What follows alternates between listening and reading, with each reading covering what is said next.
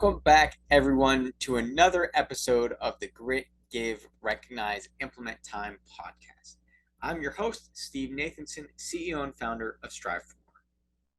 Continuing our conversation on motivation, we're going to talk about the question of how do I get others to be as motivated as I am? First and foremost, one of the things we talked about last time is we're all uniquely motivated and different, and it can shift over time. We all have our own drivers. Not only that we all have our own work capacity, we all have our own level of efficiency, productivity, time management. So I highlight that because we ask ourselves this question of how do I get others to be as motivated as I am? First and foremost, there's a recognition that I believe goes into this of who am I? And also, who is that other person that I'm talking about? Because we're all different. One of the biggest things about this difference is we'll feel that we are more motivated than somebody, and there's something underneath. So it's always a good question, once we recognize the uniqueness of ourselves and others, to ask what's driving that feeling that someone isn't as motivated as I am. Is it self-perception of the other person and myself in terms of my level of motivation? Is there a disconnect there because of perhaps what I expect of myself and what I expect of them and others? Because that's not always the same either. Each and every one of us holds ourselves to our own internal standards. And those standards look differently for you than they do for me. And that's okay. Because again, it comes down to who we each uniquely are. So a lot of these self-reflective questions come into play for this topic because understanding and knowing ourselves gives us that baseline that causes us to say something is off of it when I look at others and I analyze, for lack of a better term, their motivation. So part of this is, are they truly not as motivated as I am? Maybe they're 100% dedicated, looking different than ours. So knowing ourselves definitely plays a role in that because it's our own perception that we believe somebody is not as motivated as we are. So fundamentally, the uniqueness goes into it. Knowing myself also goes into it. And then we're able to look at our baseline of ourselves in comparison to that other person. That, I think, is the notable place to start because it gives us data points, if you will. It starts bringing tangibility to the quote-unquote intangibleness of motivation. Once we know that, then it's easier to proceed to help others get more motivated, if that's truly the case. So let's open that up a little bit. Get a little bit more specific and use some examples here. So as an example, as an athlete, I may say, I'm incredibly motivated to work on my own. I don't need somebody else to say, hey, Steve, this is when you need to do your workouts. Now, it's great to have a coach to do that, but I don't need her or him to drive me to do it. I do it because I have a goal in mind and I want to reach that goal. So I'm going to put my effort into each and every workout to the best of my ability. When I look at another athlete, maybe they're hit or miss. They're less consistent. So we may feel in this scenario that person is less motivated to do their workouts or maybe to achieve a goal because of the physical output that they're putting out in terms of their workouts.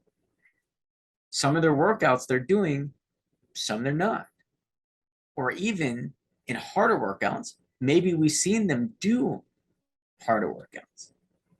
We know they're capable of it, but they continually pull back and are not putting that effort forth. That's a real kind of example that we can use to understand the question of how do we get others as motivated as I am? So let's just take that as the case. When we look inwards, for me in this example, what motivates and drives me are certain time goals, certain races that I want to qualify for. And that drives me to put that effort into my workouts. So that's my own stance. Those are my own drivers. That's my own effort, the own standards that I have to hold myself to. Let's look at this other athlete and ask those questions as well. What perhaps is driving that quote unquote lack of effort, that quote unquote lack of motivation?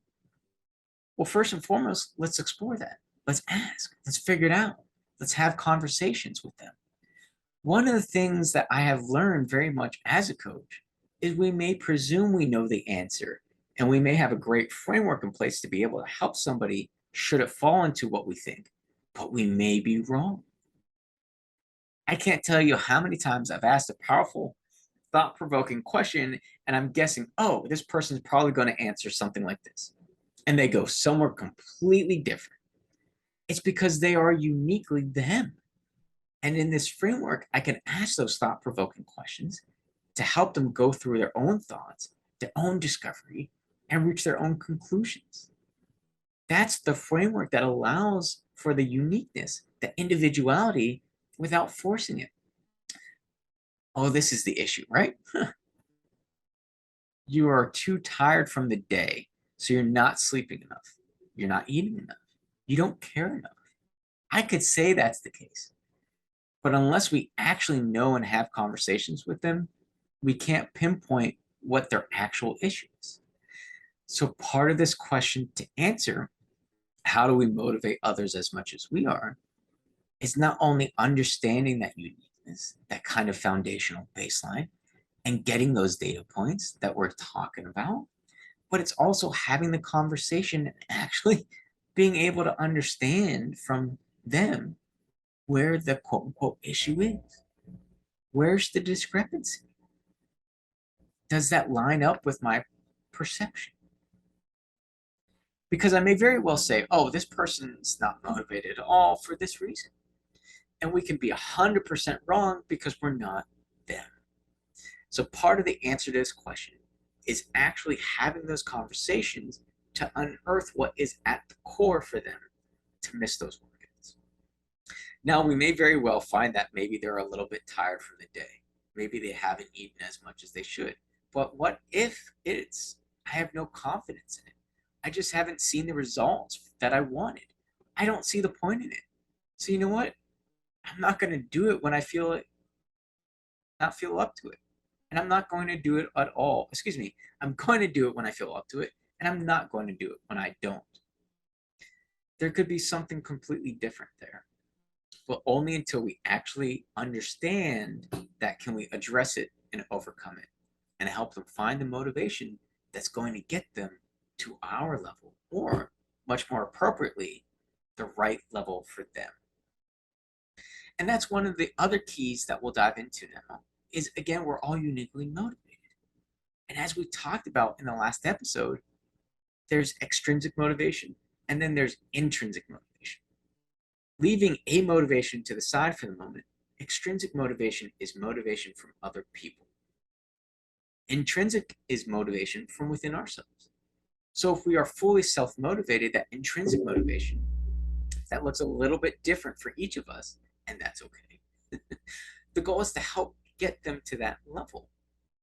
So through a coaching kind of conversation, we can actually unearth the drivers that are going to help them see the value, the worth in it, and the pure impact that is important to them, that aligns with who they are, to get them to that intrinsic motivation. That's what we're really striving for, is to help shift them away from extrinsic motivation to internal, the intrinsic motivation. That's the trick here, to get them to be as motivated, not as much as I am, but as much as they possibly can be. Extrinsic motivation, as we talked about, can only go so far. Now we can align things with who people are, what they find value in, their importance in there, and that generally gets them as close as possible to the intrinsic motivation from what we can do as external people. But it's not going to be as strong as internal. So when we talk about the last piece of this, leveraging on the conversations that we have, the understanding the intrinsic versus extrinsic motivational pieces, we can help them discover and reach conclusions on their own of why something is incredibly valuable to them to do.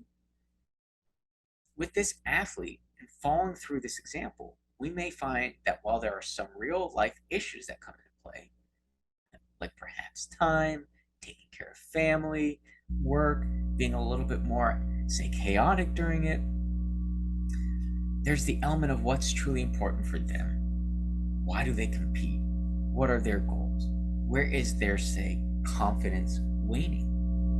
When we specifically walk through that and talk through each of those elements with them, we can help them reach the conclusion of what's really going to come, what's going to give them that feedback that they know that they're actually making progress.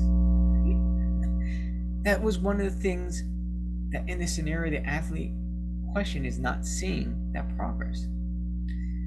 We as coaches, even say an athletic coach, can help unearth that for somebody, for them to be able to see and reach their own conclusion. Really, you know what? You're right. Look, I couldn't go out and run a 7:30 pace 3 months ago. Maybe it's not as fast as I want to be currently, but I am making progress. You're right. I'm getting my way towards my goals. I am making my way towards it. I am seeing and getting that feedback once I actually take that step back, and it's okay. And you know what? If I can run at this 7:30 pace here in this training run, that's maybe a tempo run.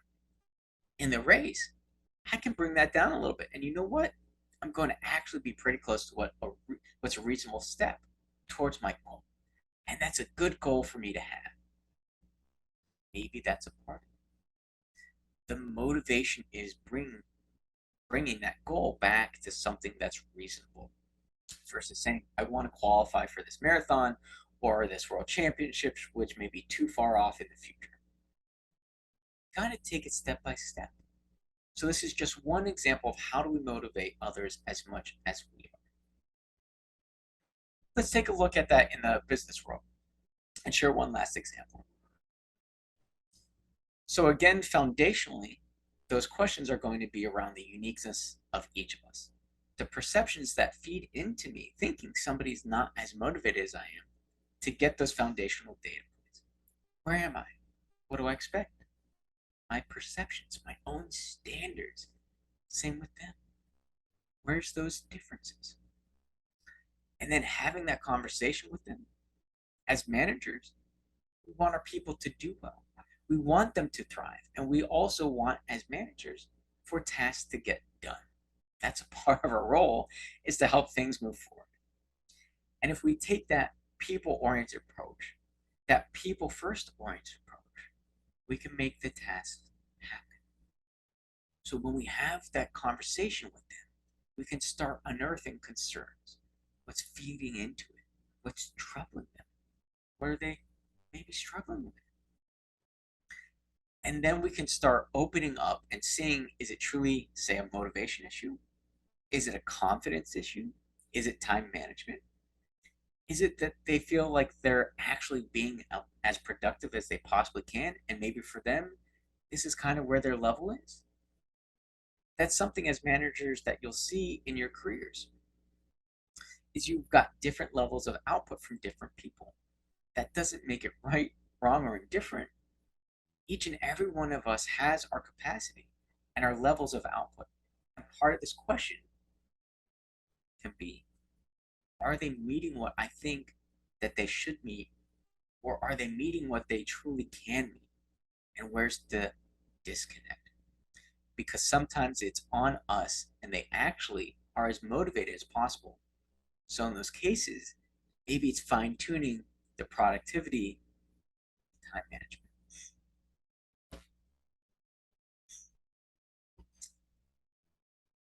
That's actually something we're going to get into a little bit more in the next episode.